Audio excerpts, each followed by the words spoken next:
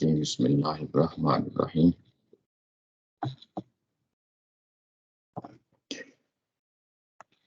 پچھلی دفعہ آیا نمبر 193 تک پڑھ لیا تھا، آج ہم آیا 194 سے آغاز کر رہے ہیں۔ یہ جو مضمون ہم پڑھ رہے ہیں یہ حج کا مضمون ہے، اور جیسا کہ پچھلی دفعہ ہم نے یہ دیکھا تھا کہ یہ ریورس آرڈر میں چل رہا ہے، یعنی یہ کہ پہلے ایسا نہیں ہوا کہ حج کے مضامین آپ کے سامنے رکھ دیے ہوں اور اس کے بعد کہا ہو کہ حج کے لیے نکلو۔ حج کے لیے نکلو گے اور اس کے بعد ہو سکتا ہے کہ تمہاری مڑ بھیڑ ہو جائے، کیونکہ وہ لوگ جو آگے مکہ میں بیٹھے ہوئے ہیں وہ تمہیں حج نہیں کرنے دیں گے، قتال پہ اترائیں گے، ہو سکتا ہے تمہاری لڑائی ان کے ساتھ ہو جائے۔ یہ یعنی ایک فطری، یعنی ایک وہ اسلوب ہے جو ہم عمومی طور پہ زندگیوں میں اپنی بات چیت میں سامنے رکھتے ہیں، اور اس کے بعد جب یہ ساری باتیں ہو جائیں تو اس کے بعد کوئی سوالات ہوں تو اس کو لے لیتے ہیں۔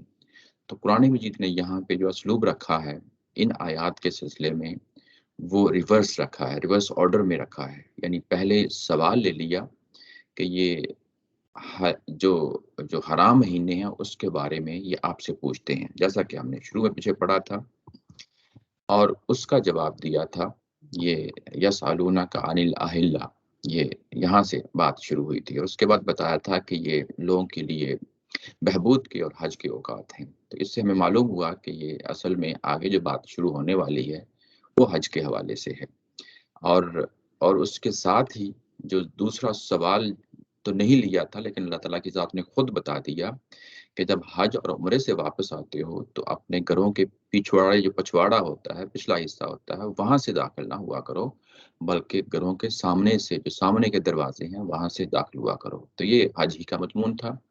اس کے بعد جب یہ مضمون آگے بڑھا ہے تو ہمیں معلوم ہوا کہ یہ تو قتال کا مضمون شروع ہو گیا ہے۔ تو یہ قتال کا جو مضمون ہے، جہاد کا جو مضمون ہے، اس کو نیچے استاذ محترم نے ترجمہ کرتے ہوئے اس کو سامنے رکھا ہے تاکہ جو قاری ہے، ترجمہ پڑھنے والا ہے، اس کے سامنے رہے کہ یہ حج ہی کا مضمون ہے۔ یہ کوئی علیحدہ سے، یعنی پیچھے ایک سوال کا جواب دیا، اس کے بعد جہاد و قتال کی بات کر دی، ایسا نہیں ہے، بلکہ بات وہ جو اوپر ہو رہی تھی ریورس آرڈر میں، وہی بات ہے جو آگے چل رہی ہے۔ اور یہ کہ حج تم کرنے جاؤ گے، راستے میں رکاوٹیں کھڑی ہو جائیں گی، وہ قتال کریں گے یعنی تم سے، اور تمہیں ظاہر ہے کہ اس کا پھر جواب بھی دینا پڑے گا۔ تو اس کا جواب دیا ہے اگلی آیتوں میں۔ جب ان آیات میں جواب دیا تو اب وہ موقع محل پیدا ہو گیا تھا کہ ان کو بتا دیا جائے کہ اس قتال کی، اس جہاد کی غرض و غایت کیا ہے، وہ کیا مقصد ہے جس کے لیے تمہیں یہ لڑنے کے لیے کہا جا رہا ہے۔ یعنی رکاوٹ تو وہ کھڑی کریں گے، قتال وہ سٹارٹ کریں گے، تمہیں حج کے لیے نہیں جانے دیں گے۔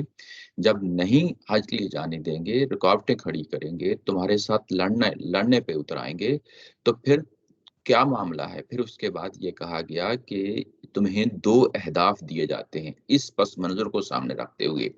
پس منظر یہ ہے کہ لڑائی تو انہوں نے امپوز کرنی ہے، لیکن جب یہ لڑائی شروع ہو جائے تو پھر تمہیں دو ٹارگٹ ہیں جو تمہیں فلفل کرنے ہیں، جن کو تمہیں پورا کرنا ہے۔ وہ ٹارگٹ اللہ تعالیٰ کی ذات کے دیے ہوئے ہیں، وَقَاتِلُهُمْ حَتَّى لَا تَكُونَ فِتْنَةٌ وَيَكُونَ الدِّينُ لِلَّهِ۔ یہ جو کہا گیا کہ فتنے کا خاتمہ کرنا ہے، فتنہ ہمیں معلوم ہے پرسیکیوشن ہے، یہ دوسروں کو مجبور کرنا ہے کہ وہ مذہب کو چھوڑ دیں اور اس مذہب کو اختیار کر لیں جو آباء و اجداد سے چلا آ رہا ہے۔ تو اسی فتنے کی وجہ سے تم مکہ سے نکلے، مدینہ چلے گئے یا حبشہ چلے گئے، ہجرتیں کی، اور اب یہ فتنہ جو ہے نا، یہ ابھی سٹل انہوں نے برپا کیا ہوا ہے۔ تم مدینہ تو چلے گئے ہو، لیکن تمہارے مدینہ تک یہ لوگ پہنچ کریں گے اور تمہیں وہاں پہ بھی زندہ نہیں چھوڑیں گے، تمہارے در پہ ہو جائیں گے کہ تم اپنے آباء و اجداد کے مذہب سے کیوں پھر گئے ہو۔ یہ وہ فتنہ ہے جو لوگوں کو مجبور کیا جاتا ہے۔ اس کے ساتھ ساتھ یہ کہا کہ دین سارا کا سارا اللہ کے لیے ہو جائے۔ اب اس میں جو پہلا ٹارگٹ ہے، پہلا ہدف ہے، جو آبجیکٹو دیے جا رہے ہیں دو، اس میں پہلا ہدف تو ہمیشہ کے لیے قیامت تک کے لیے ہے۔ یعنی جب بھی مسلمان حکومتوں کے پاس یہ ذرائع ہوں گے کہ وہ دنیا سے فتنہ ختم کر سکیں تو وہ ان کی ذمہ داری بنے گی۔ یعنی یہ کہ ذمہ داری بنے گی، یہ یعنی پوری انسانیت کا معاملہ ہوتا ہے۔ یہ ایسا نہیں ہوتا کہ ہمیں ہر وقت شوق ہوتا ہے کہ ہر وقت لڑائی جاری رکھیں، نہیں، بلکہ جس طرح ہم معاشرے کے اندر جرائم کا کلا کما کرتے ہیں، پولیس کے محکمے قائم کرتے ہیں، ایسے ہی انٹرنیشنلی جب قومیں سرکش ہو جاتی ہیں، اپنے لوگوں کی زندگیاں دوبر کر دیتی ہیں، جیسے کہ ظاہر ہے اقلیتوں کے ساتھ معاملہ ہوتا ہے، مذہبی اقلیتیں ہوتی ہیں، نسلی اقلیتیں ہوتی ہیں، زبان کی معاملے پہ کچھ اس طرح کی چیزیں چل رہی ہوتی ہیں، تو جب اس طرح کا ظلم برپا ہوگا تو مسلمانوں کے پاس اگر ذرائع ہوں گے، جو چل کے آگے ہم دیکھیں گے سورہ ان جو ہے نا انفال کے اندر، وہاں بتایا گیا ہے کہ مسلمانوں کے پاس اگر جن کے ساتھ لڑنا ہے، یعنی جن کے ساتھ لڑنا ہے، اس وقت تو سورہ انفال میں جب صحابہ کرام کا دور تھا تو یہ بات سامنے رکھی کہ تمہیں پھر اگر دوسرے فریق کے پاس 200 لوگ ہیں اور آپ 100 ہیں تو آپ کو میدان میں اترنا پڑے گا۔ تو اب اس کے ساتھ اب جو قرآنی حکم ہے اس کے ساتھ ہم اکنامکس کو بھی شامل کریں گے، دیگر ذرائع کو بھی شامل کریں گے، سائنسی جو ہمارے پاس ذرائع ہیں ان کو بھی شامل کریں گے۔ جس فریق کے ساتھ ہم میدان میں اترنا ہے، کم از کم اس کے خوف جو ہے نا وہ افرادی قوت بھی ہوگی اور ٹیکنالوجی بھی ہوگی اور مادی جو ہے نا آپ کے پاس اسباب ہوں گے، تو پھر آپ جو ہے نا میدان جنگ میں اتر سکتے ہیں۔ یہ کوئی انفرادی طور پہ لوگ فیصلہ نہیں کرتے بلکہ حکومتیں فیصلہ کرتی ہیں۔ یہ ہم نے فتنہ کا جو ہے اس کو ختم کرنا، یہ حکومتوں کا معاملہ ہوتا ہے، یہ انفرادی لوگوں کا یا جماعتوں کا معاملہ نہیں ہوتا کہ مذہبی جماعتیں یہ ذمہ داریاں اٹھا لیں، نہیں، ایسا نہیں ہے، بلکہ حکومتیں یہ ذمہ داری اٹھاتی ہیں اور یہ شریعت ہے اور یہ قیامت تک جو ہے نا یہ رہے گا۔ لیکن جو دوسرا پارٹ ہے وَيَكُونَ الدِّينُ لِلَّهِ، دین سارا کا سارا اللہ کے لیے ہو جائے، یہ معاملہ جو ہے یہ صرف اللہ کے رسولوں کے ساتھ ہوتا ہے۔ وہ معاملہ وہ ہوتا ہے جب دنیا کے اندر قیامت برپا ہوتی ہے، رسولوں کے دور میں برپا ہوتی ہے، اور وہ قیامت کون سی ہوتی ہے؟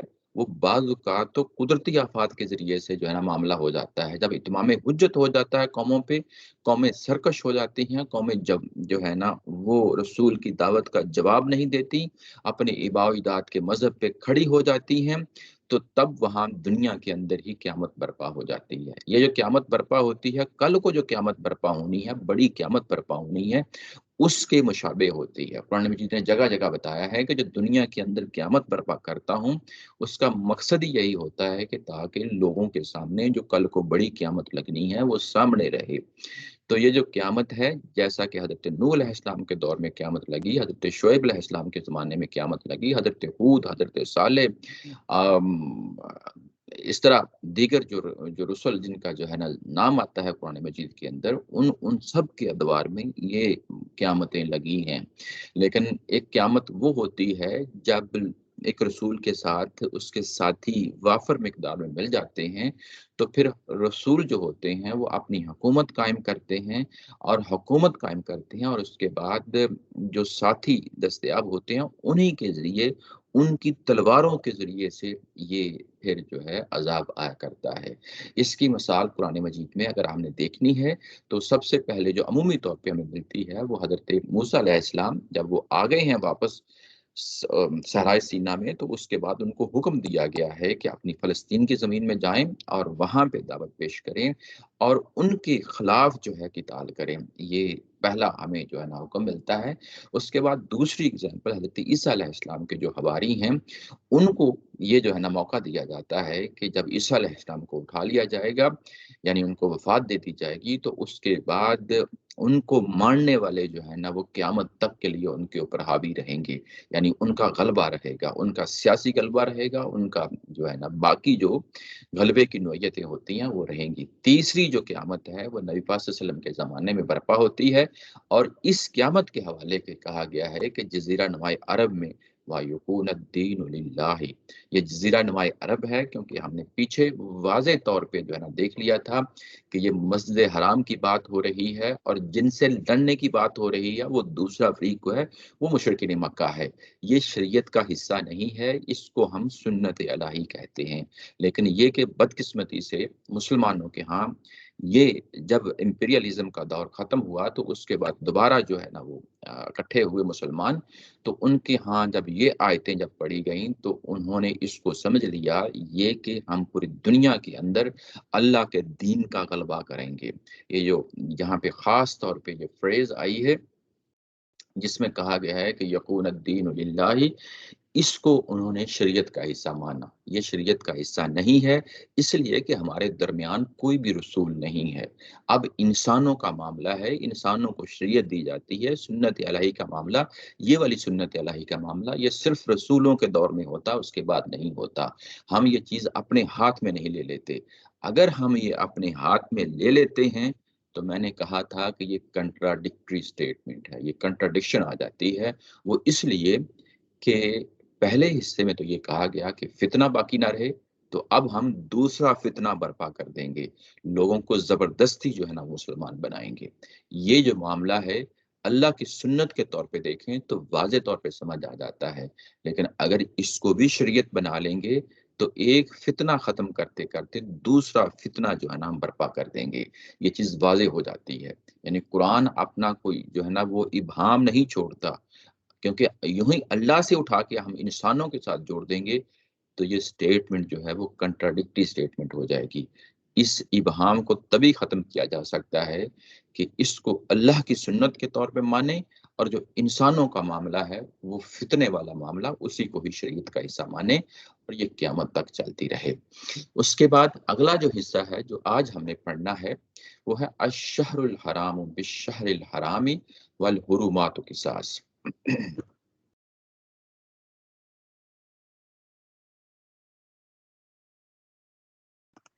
यहाँ पे मैं रुक के मैं समझ रहा था कि जो पिछला हमने अ, आयत पढ़ी थी, आज फिर मैंने ज़रा तफ़सील के साथ उनको समराइज़ कर दिया है।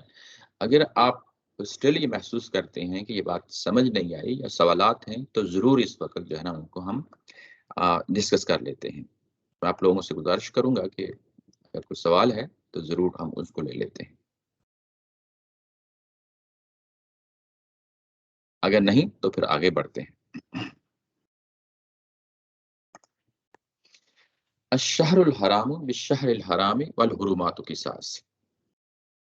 माह हराम का बदला माह हराम है। माह हराम का बदला माह हराम है। अश-शहरुल हराम, शहर कहते हैं महीने को, और हराम यानी हुर्मतों वाला महीना। बिश-शहरिल हराम यानी जो हुर्मत किसी हुर्मत वाले महीने को हासिल है, उसके बदले में वही हुर्मत जो है वो, यानी ये कि बदले के तौर पे होगी। बदले के तौर पे होगी। ये जो असलूब है यहाँ पे, ये हम पीछे पढ़ आए हैं। ये आया नंबर 178 में अगर हम जाके देखें, तो मैं आपको अभी पीछे ले जाता हूँ। जिस जगह पे हमने ये असलूब देखा था पहले, वो असलूब जो है, वो जब बात की गई थी किसास की, तो वहाँ कहा गया था कि अल हुर्रु बिल हुर्रि, यानी जिसने कत्ल किया है वो आज़ाद है और आज़ाद के बदले में आज़ाद ही जाएगा। वल अब्दु बिल अब्दी, और जो गुलाम है जिसने गुलाम होते हुए कत्ल किया है वो गुलाम ही मारा जाएगा। वल उनसा बिल उनसा, और जो औरत है जिसने कत्ल किया है वो ही औरत ही मारी जाएगी। अब यही असलूब अब हम यहाँ पे देखते हैं, तो यहाँ पे भी वही है, अश-शहरुल हराम बिश-शहरिल हराम, यानी माह हराम का बदला माह हराम है। अब यहाँ पे माह हराम कौन-सा होता है? ये तो हम पिछली दफ़ा देख लिया था कि 4 महीने हैं जो हज़रत इब्राहीम अलैहिस्सलाम के ज़माने से जिनकी हुर्मत कायम है। हुर्मत कायम है यानी ये कि इन महीनों के अंदर ना कोई किताल होगा, इन महीनों के अंदर ना कोई लड़ाई-झगड़ा होगा, ना कोई जो है ना अमल में दखल-अंदाज़ी करेगा, यानी माशरे के अंदर अमन को तबाह बर्बाद करेगा। इसलिए कि इन महीनों के अंदर या तो उम्रा किया जाता है, रजब का महीना है जो 7वाँ महीना है, हिजरी कैलेंडर में अगर आप देखें तो ये 7वाँ महीना है। उसके बाद 11वाँ, 12वाँ और पहला महीना, 11वाँ, 12वाँ यानी कि ज़िलक़ादा, ज़िलहज्जा और मुहर्रम, ये 3 महीने हैं जो हज के महीने हैं। ये चारों महीने मिलके हुर्मत वाले महीने कहलाते हैं। हुर्मत वाले महीने यानी वो महीने जिन महीनों में एहतराम रखा जाता है इन महीनों का। कोई जंगो जिदाल नहीं की जाती, कोई कत्लो गारत नहीं किया जाता, अमन को तबाह बर्बाद नहीं किया जाता, इनकी हुर्मतें कायम रखी जाती हैं। देखें कुरान मजीद यहाँ पे इन महीनों का नाम लेके नहीं बयान कर रहा। क्यों नहीं कर रहा? कि लोगों को पहले से मालूम है, और ये कि ना सिर्फ मुसलमानों को मालूम है बल्कि मुशरिकीन मक्का को भी मालूम है। उनको कैसे मालूम है? हिस्टोरिकली इन सब के यहाँ ये मानी तानी हुई चीज है कि इन महीनों की हुर्मतों का ख्याल रखा जाएगा, और ये मुशरिकीन मक्का भी मान रहे हैं, और अहले इस्लाम जो इस्लाम कबूल करके कर रहे हैं, कर चुके हैं, मदीना में हैं, वो भी इनको मान रहे हैं। और कहा यह जा रहा है कि माह हराम का बदला माह हराम है। पीछे बात किताल की हो रही थी, और उसी में ये बात कही गई थी, उसी की यहाँ पे वजाहत की जा रही है कि अगर ये माह हराम के जो है ना ये हुर्मतों को तोड़ते हैं, तो तुम भी जो है ना इन हुर्मतों को तोड़ सकते हो। यही बात है जिसको यहाँ तफसील के साथ खोला है। पीछे जो बात हुई थी, अगर आप देखें बात क्या थी कि तुमने ये कि अ, इनके साथ लड़ना है, और जहां भी इनको पाओ जो है इनके साथ किताल करना है, क्योंकि किताल तो इन्होंने शुरू किया है। इनको निकालना है जहां से तुमको इनको इन्होंने निकाला था। और उसके बाद कहा था कि मस्जिद हराम के साथ जो है ना नहीं लड़ना जब तक कि ये तुम्हारे साथ ना लड़े मस्जिद हराम में। तो मस्जिद हराम यानी हुर्मत है, मस्जिद बैतुल्लाह की हुर्मत है, जब तक ये ना लड़े। उनको भी मालूम था, उसी हुर्मत को यहाँ पे अब खोला है। ये खोला कि अशहरुल हराम बिशहरिल हरामी, कि जो पीछे तो बात हुई थी मस्जिद हराम की, बैतुल्लाह की, उसकी हुर्मत की बात हुई थी। अब उसके साथ जो हराम महीने हैं उनकी बात हो रही है। और आपको मालूम है कि पीछे इन्होंने पूछा था कि यस आलोना का अनिल अहिल्ला, ये ये जो महीने हैं हुर्मत वाले महीने, इनके बारे में सवाल पूछते हैं। वो जो सवाल पूछा गया था वो इसी आयत से मुतल्लिका सवाल था कि अशहरुल हराम बिशहरिल हरामी वल हुरुमातु किसास, और हर तरह की जो हुर्मतें हैं, हुर्मात हुर्मत की जमा होती है, हर तरह की जो दूसरी हुर्मतें हैं उनके भी बदले हैं। यानी ये जो असूल पीछे बात कही है कि अशहरुल हराम बिशहरिल हरामी, यानी ये कि माह राम का बदला माह राम है, इसको अब असूली तौर पे बयान कर दिया कि इसी तरह दूसरी हुर्मतों में भी बदले हैं। दूसरी हुर्मतें कौन सी होती हैं? यानी जो दो फरीकों के दरमियान जो किताल कर रही हैं, जो जंगों में उतरी हुई हैं, अगर उन्होंने कोई अहद मुआहदे कर रखे हुए हैं तो उनकी भी हुर्मतें कायम रखी जाएंगी। यहाँ पे जिस हुर्मत की बात हो रही थी वो तो हुर्मत वाले महीनों की बात हो रही थी, लेकिन उसके साथ एक असूली बात कर दी कि अगर कोई दूसरी हुर्मतें हैं तो वो भी कायम रखी जाएंगी। जैसा कि मैंने मिसाल दी, मिसाल ये कि अगर दो फरीकों के दरमियान, जिस तरह आजकल हमारे जो है ना यूएनओ के तहत हम मानते हैं कि जंगें नहीं की जाएंगी, तो इसी तरीके से अगर दो फरीकों के दरमियान ये माहदा हो जाता है कि जंग नहीं की जाएगी, तो उसकी भी हुर्मतें हैं। अब दूसरा फरीक जो है उस हुर्मत को तोड़ता है, तो तुम भी उसका उस हुर्मत को तोड़ के जवाब दे सकते हो। यानी ये जो हुर्मतें हैं ये वन साइडेड नहीं हो सकती। वल हुरुमातु किसास, किसास बदले को कहते हैं। पीछे भी ये हमने पढ़ा था, यानी पीछे हमने क्या पढ़ा था कि अगर एक शख्स कत्ल कर देता है तो बदले में वही शख्स मारा जाएगा। ये वही लफ्ज है, ये बदला इसका माना होता है। यानी जो कुरान मजीद का जो असलूब है, ख्वाह वो इनफरादी सतह पे हो जैसा कि कत्ल का मामला है, या कोई और नुकसान का मामला है, तो मतलब ये कि बदला उतना ही होगा जितना जो है ना उसने नुकसान किया है। अगर ये कौमों का मामला बन जाए, जिस तरह के यहाँ पे कौमों का मामला है, जंगो जिदाल का मामला है, इसमें भी अगर हुर्मतें हैं, तो अगर दूसरी कौम जो है ना किसी हुर्मत को तोड़ देती है, वो हुर्मतें जो आपस में आप ट्रीटीज कर लेते हैं, कोई एग्रीमेंट कर लेते हैं, कोई उसकी बेस पे जो है ना, अगर दूसरी कौम कोई अहद मुआहदा तोड़ती है तो तुम भी वो अहद मुआहदा तोड़ सकते हो। ये बात है जो यहाँ पे की गई है। इसको फिर मजीद खोला है, फमाने तदा अलैकुम, और जो कोई ज्यादती करता है, फमाने तदा, जो कोई ज्यादती करता है, अलैकुम तुम पे, फअतदू अलैहि, तो तुम भी उस पे ज्यादती कर सकते हो, बिमिस्ली मा तदा अलैकुम, बिल्कुल उसी तरह की ज्यादती जिस तरह की उसने तुम पे ज्यादती की है। बिमिस्ली यानी उसी तरह की, मा तदा जैसी उसने ज्यादती की है तुम पे। ये जो असलूब है, यानी कि उसने ज्यादती की है तुम भी ज्यादती कर सकते हो, इसको मुजानसत का असूल असलूब कहते हैं। मुजानसत जरा मुश्किल लफ्ज़ है। इसके लिए अगर मैं ये कहूँ कि सिमिलर जो स्टेटमेंट्स होती हैं, यानी सिमिलैरिटी यानी मुशाबहत का असलूब है। मुशाबहत का क्या असलूब है? यानी एक चीज को बयान किया और उसी तरह की चीज का आपने जवाब देना है।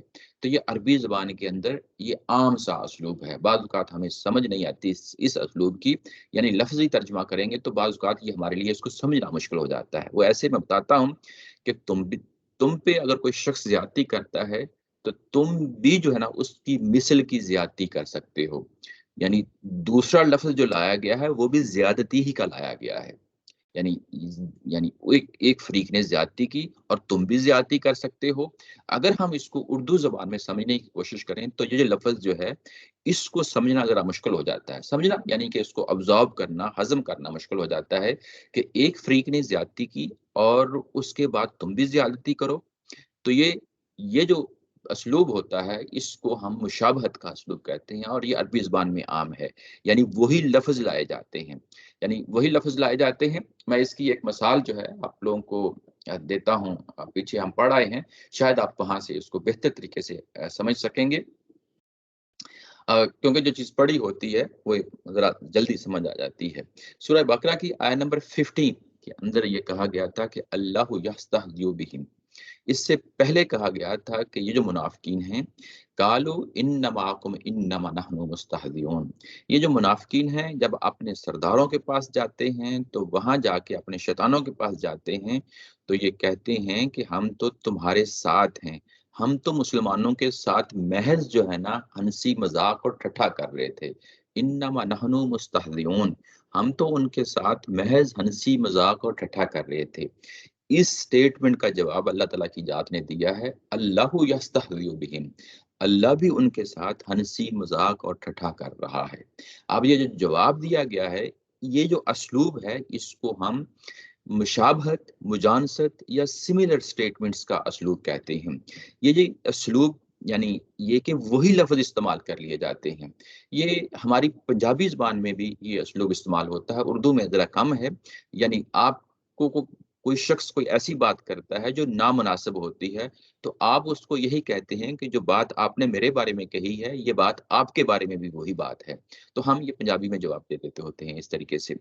तो ये असलूब जो है, ये जो कुदरती ज़बानें होती हैं, उनके यहाँ पाया जाता है।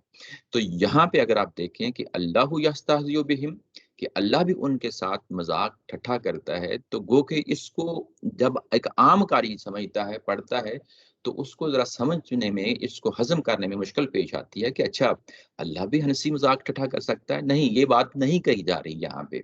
बात जो कही जा रही है कि जो वो हँसी मज़ाक और ठट्ठा कर रहे हैं, अल्लाह भी उनकी हँसी मज़ाक और ठट्ठे का जवाब का इंतज़ाम कर रहा है।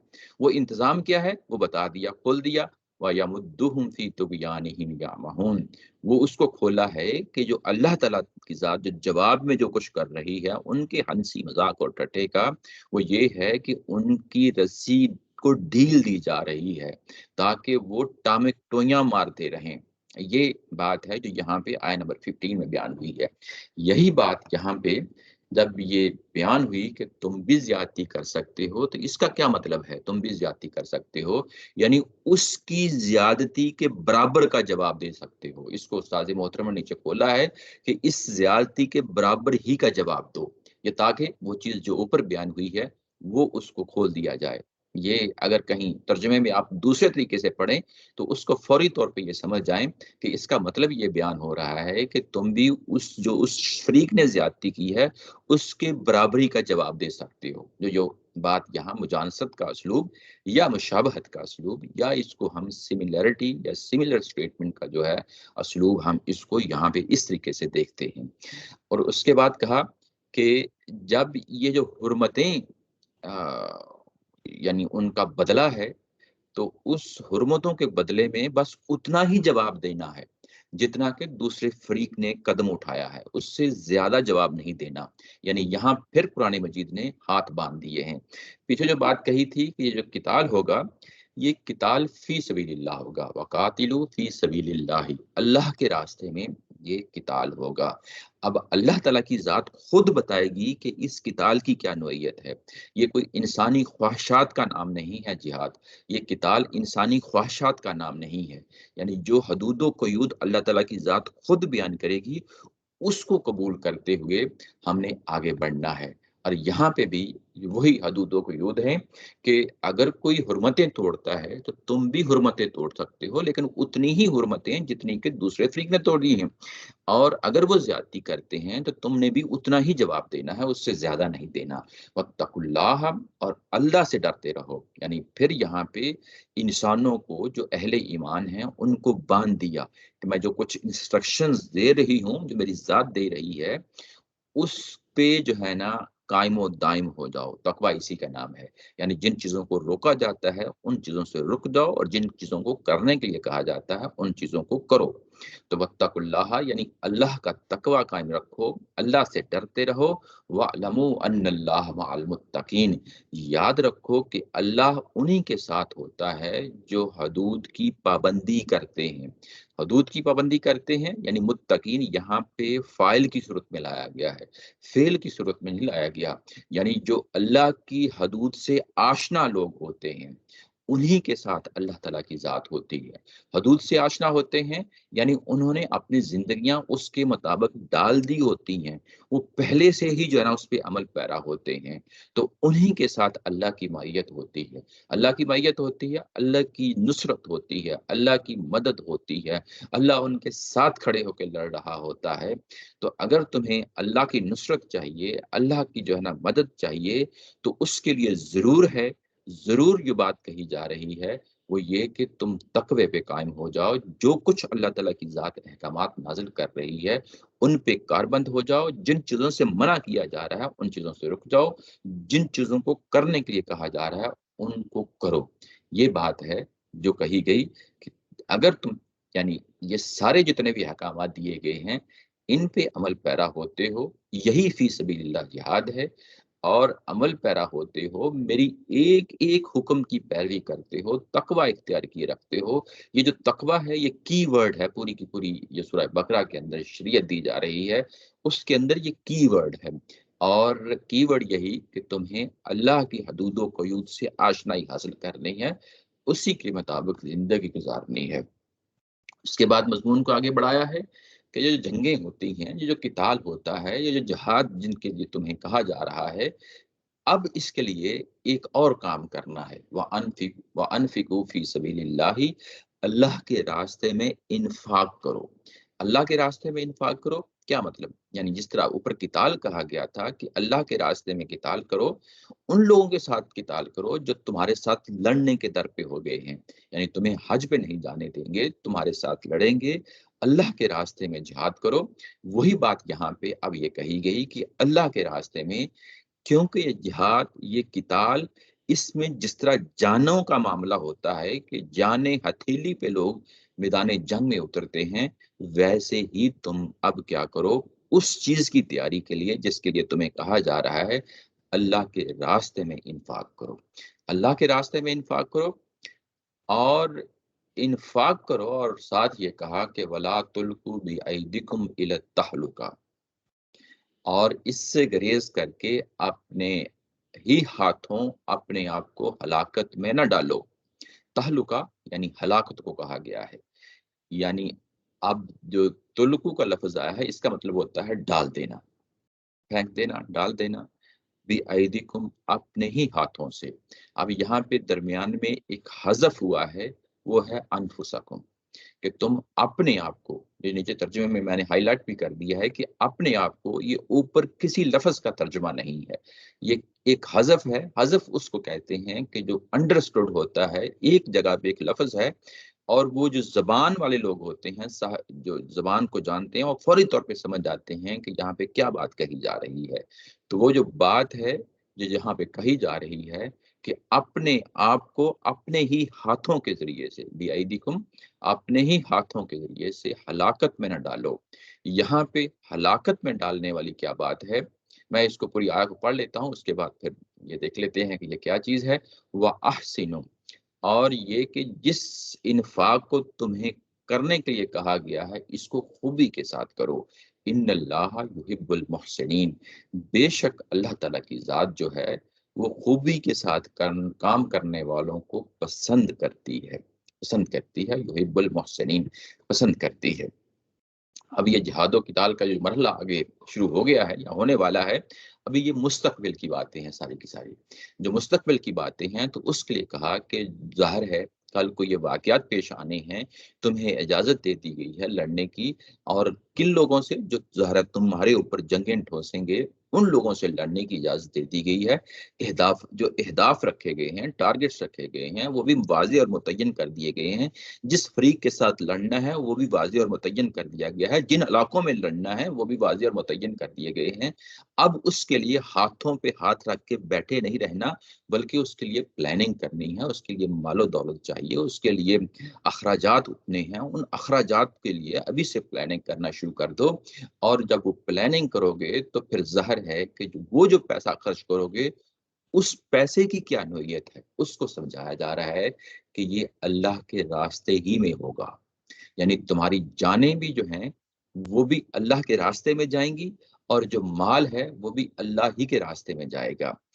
مال اللہ کے راستے میں جائے گا۔ اس کو سورہ صف میں جا کے بڑی خوبصورتی کے ساتھ کھولا ہے، تؤمنون باللہ ورسولہ وتجاہدون فی سبیل اللہ باموالکم وانفسکم، اللہ تعالیٰ کی ذات پہ ایمان لاؤ اور اس کی راہ میں اپنے مال و جان کے ساتھ جو ہے نا جہاد کرو۔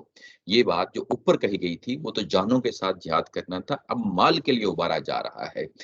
جب مال کے لیے ابھارا جا رہا ہے تو اس میں ایک اضافی بات بھی جو ہے نا ساتھ کہہ دی گئی۔ وہ اضافی بات کیا ہے کہ دیکھو یہ رسولوں کے دور میں تم کھڑے ہو، ایک رسول کے دور میں کھڑے ہو، اور تمہیں اب میدان جنگ میں اترنا ہے۔ جب میدان جنگ میں اترو گے تو کیا ہوگا؟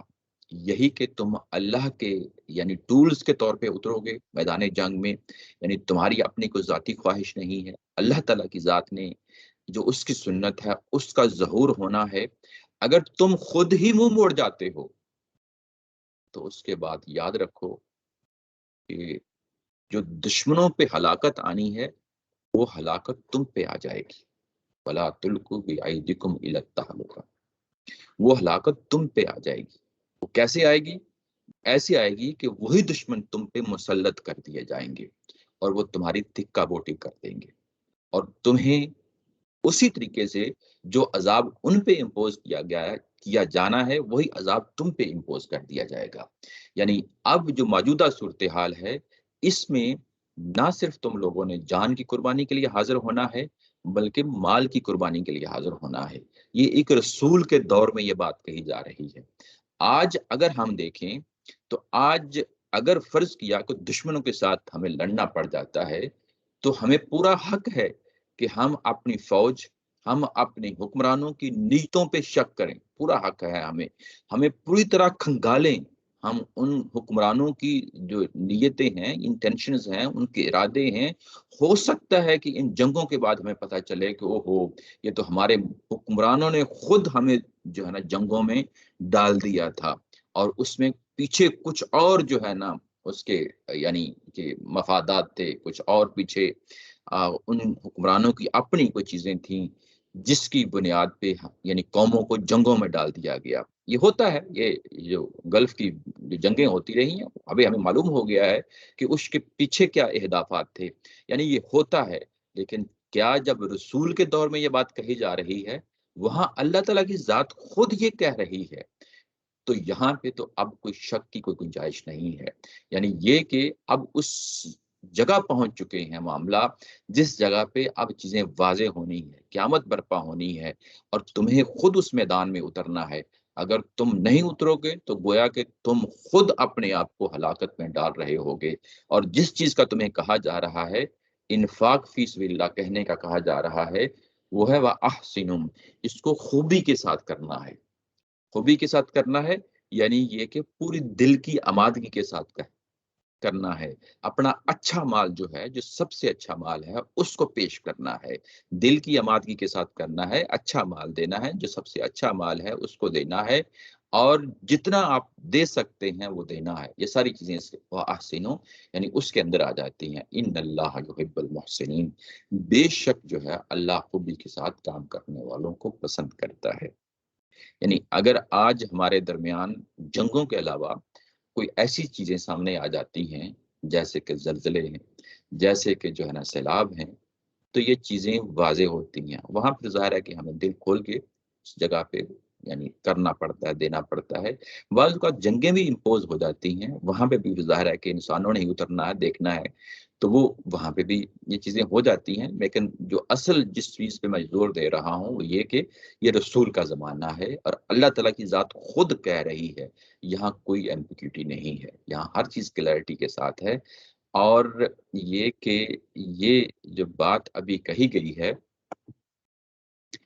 ये आया नंबर 195 और इसके साथ 177 है।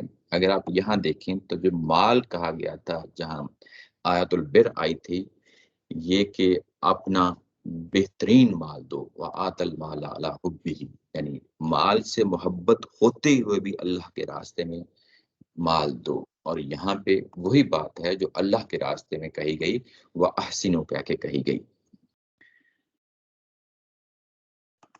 अभी तक के लिए कोई पॉइंट हो, कोई चीज हो?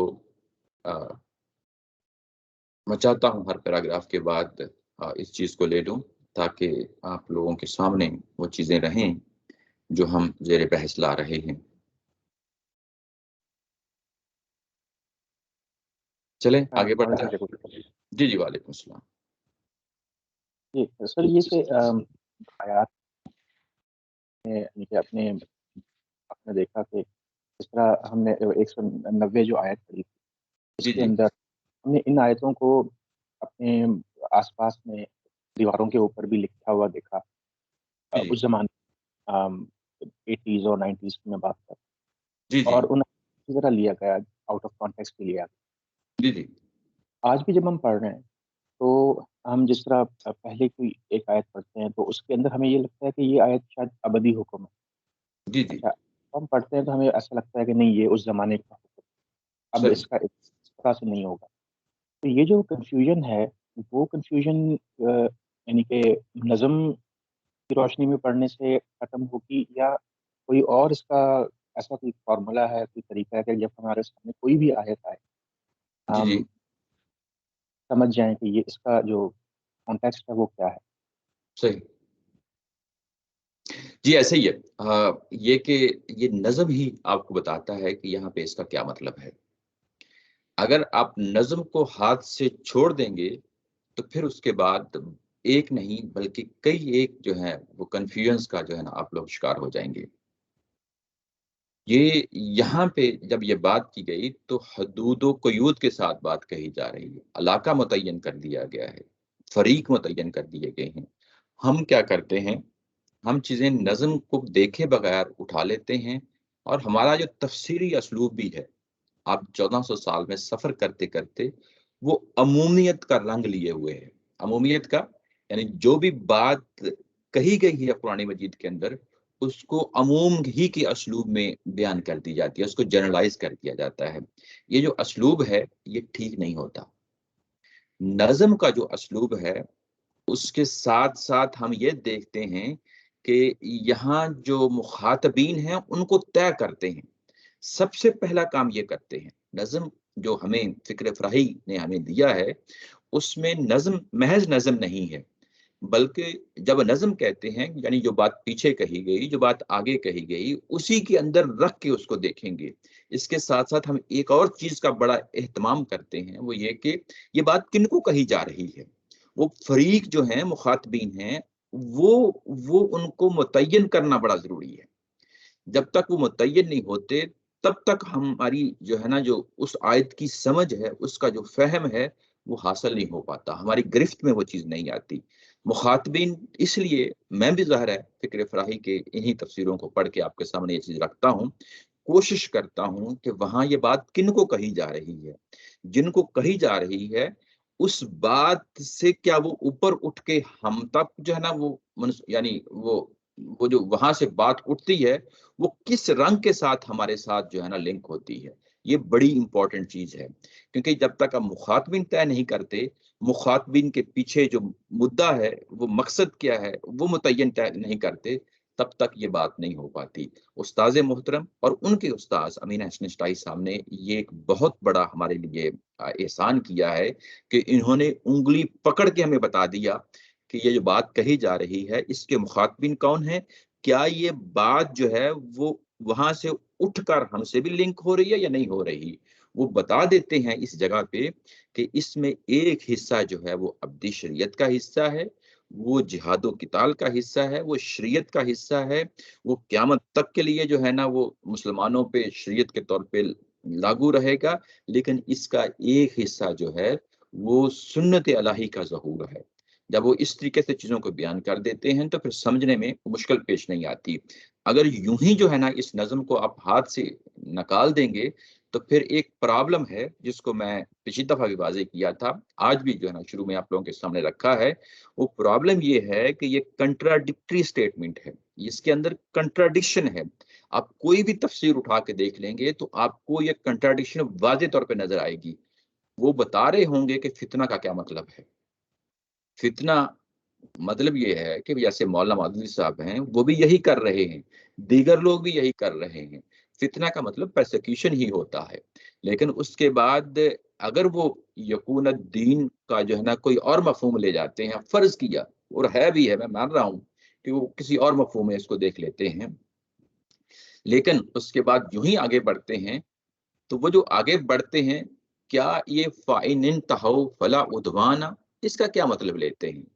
چلیں مانا یقون الدین کا کوئی اور وہ مطلب لے گئے ہیں تو اس کا مانا تو وہ سب لوگ یہی کر رہے ہیں، ایکس وائی زیڈ سب کچھ یہ کر رہے ہیں کہ یہ ان کا جو رک جانا ہے وہ کس چیز سے رک جانا ہے. اور اس کے بعد رک جانا یہ محض جو ہے نا جنگ سے رکنا نہیں ہے. اگر یہ جنگ سے رکنا ہو جائے تو اللہ تعالیٰ کی ذات نے جو جو لفظ پیچھے استعمال کیا تھا یہ کہ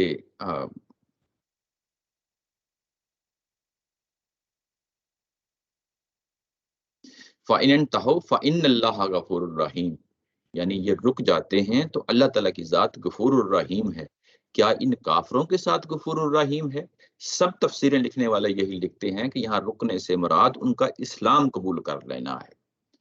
تو یعنی ایک طرف تو فتنہ ہو گیا، پرسیکیوشن ہو گیا، اور دوسری طرف جو ہے وہ ان کا اسلام قبول کر لینا. یعنی یہ ایک فتنے کی بجائے دوسرا فتنہ امپوز کر دیا گیا ہے.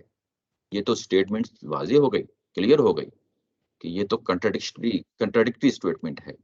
یہ اگر انسانوں کے ساتھ متعلق کر دی جائے تو پھر یہ پرابلمیٹک سٹیٹمنٹ ہے، اس کو نہیں قبول کیا جا سکتا. اور اگر یہ پہلا حصہ جو ہے فتنہ یہ جہاد و قتال کا حصہ ہے تو یہ شریعت کا حصہ ہے. دوسری جو سٹیٹمنٹ ہے یہ جہاد و قتال وہ شریعت والا حصہ نہیں ہے، یہ رسولوں کے دور میں برپا ہونے والی قیامت کا حصہ ہے. یہ اس کی بات ہو رہی ہے اور یہ صرف اللہ کے رسول کے دور میں ہوتا ہے. یہ فاؤنڈیشن سٹیٹمنٹ ہے، یعنی 26-27 مقامات ہیں جن جگہوں پہ قرآن مجید جہاد و قتال کا ذکر کرتا ہے.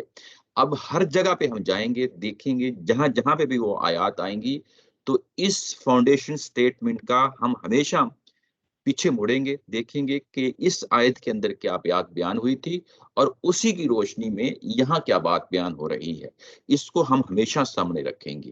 یہ ایک اصولی سٹیٹمنٹ ہے، پرنسپل سٹیٹمنٹ ہے جو یہاں پہ آئی ہے اور ہر جگہ ہم دیکھیں گے اس کو. یعنی اس کا ایک حصہ شریعت کا ہے، ایک حصہ اللہ کی سنت کا ہے. یہ سامنے رہے گا. باقی رہی بات کہ ہم نے ہر دیوار پہ دیکھا، بدقسمتی سے یہ سب کچھ ہوا ہے، ہم کیا کر سکتے ہیں، یہ تو معاملات چلتے رہتے ہیں. ہمیں تو قرآن مجید کو سمجھنا ہے، وہ چیز جو ہے وہ سامنے رکھیں. باقی ہمارے معاشرے میں جو کچھ ہو رہا ہے آج کل بھی آپ دیکھ رہے ہیں وہ تو ظاہر ہے اسلام کی تصویر نہیں ہے، اور نہ ہی ظاہر ہے کہ جو 80s اور 90s میں جو دیواروں کے اوپر لکھا گیا وہ اسلام کی تصویر تھی. ہمیں خود تو ظاہر ہے پہلے اپنے لیے قرآن مجید کو سمجھنا ہے اور اس کے بعد آگے بڑھنا ہے. میرا خیال ہے میری بات واضح ہوگی، میں نے تفصیل کے ساتھ جواب دیا ہے۔ جی جی، تھینک یو۔ آگے بڑھتے ہیں جی، اب آگے بڑھتے ہیں تو یہاں پہ کہا گیا اگلی آیا کے اندر وَأَتِمُّ الْحَجَّ وَالْعُمْرَةَ لِلَّهِ۔ اب وہ حج اور عمرے کی آیات جو ہیں وہ شروع ہو گئی ہیں، لیکن یہ بھی سٹل ریورس آرڈر میں ہے۔ جو اصل آیت ہے کہ حج کیا ہے اور اس کو کیسے کرنا ہے، وہ آیا 197 ہے، وہ آگے چل کے ہم دیکھیں گے۔ یہاں پہ ابھی سٹل معاملہ کیا ہے؟ معاملہ یہی ہے کہ تمہیں حج کے لیے نکلنا ہے، اگر وہ قتال کے لیے کھڑے ہو جاتے ہیں تمہیں پھر لڑنا ہے، اس کے لیے تم تیاری کرو، اور تیاری کرو اپنے مال کو بھی ظاہر ہے خرچ کرنا ہے، اس کے لیے بھی انفاق فی سبیل اللہ کرو، اور یہ سب کچھ کر لو تو تمہیں ظاہر حج کے لیے جانا ہے، تو حج کے لیے جاؤ گے تو وہ وہاں پہ یہ سٹیٹمنٹ دی جا رہی ہے کہ وَأَتِمُّ الْحَجَّ وَالْعُمْرَةَ لِلَّهِ۔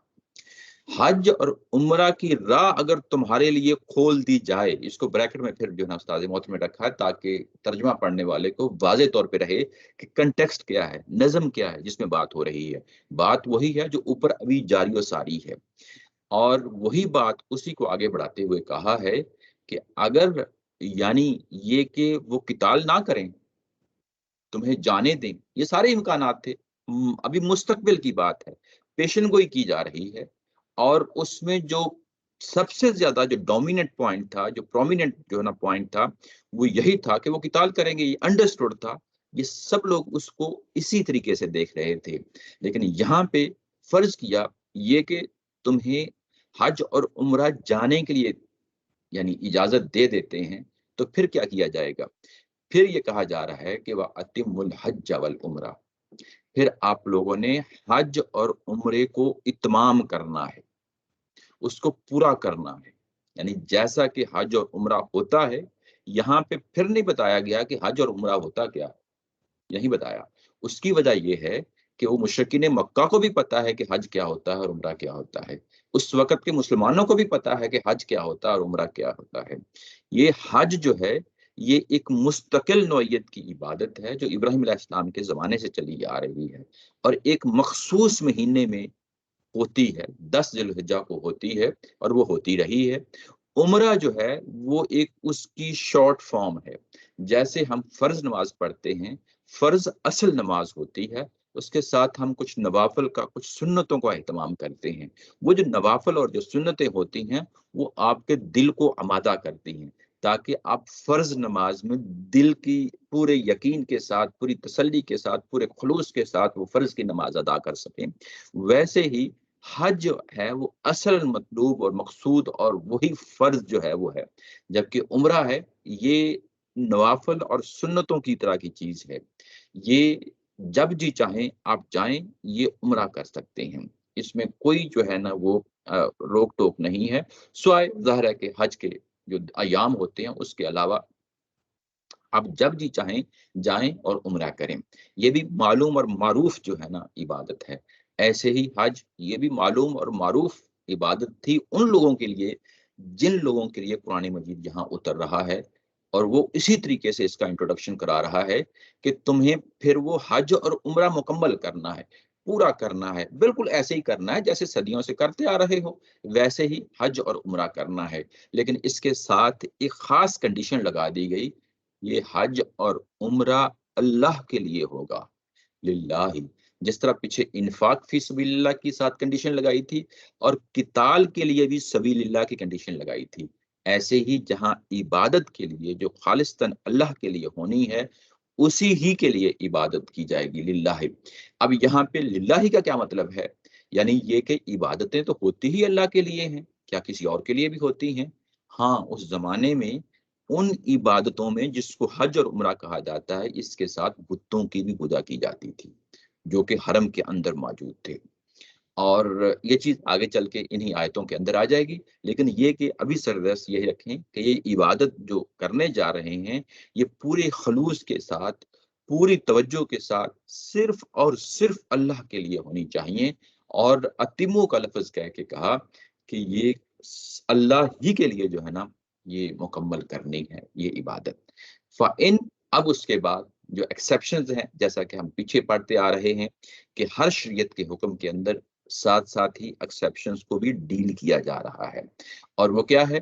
فَإِنْ أُحْصِرْتُمْ فَمَا اسْتَيْسَرَ مِنَ الْحَدْيِ، اگر تم روک دیے جاؤ، اگر تم روک دیے جاؤ، احصرتم، یہ جو لفظ احصرتم آیا ہے یہ اردو میں استعمال ہوتا ہے محاصرہ کر لینا، محاصرہ کر لینا یعنی کہ چاروں طرف سے آپ کو گھیر لینا، تو یہ وہی لفظ ہے، اس کو ورب میں لایا گیا ہے، فَإِنْ أُحْصِرْتُمْ، اگر تم چاروں طرف سے گر جاؤ، گر جاؤ یعنی اس کا کیا مطلب ہے چاروں طرف سے گر جاؤ؟